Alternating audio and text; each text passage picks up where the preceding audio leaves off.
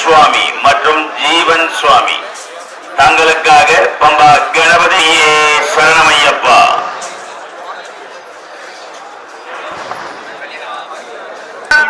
அன்னதான மண்டபத்துக்கு வருமாறு கேட்டுக்கொள்கிறேன். சுவாமியே சரணமையப்பா.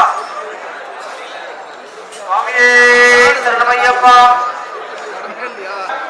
और भद्रमा वीडियो में सामने ना कोई नहीं सामने मुझे सामने ऊपर चल गया मेरे पास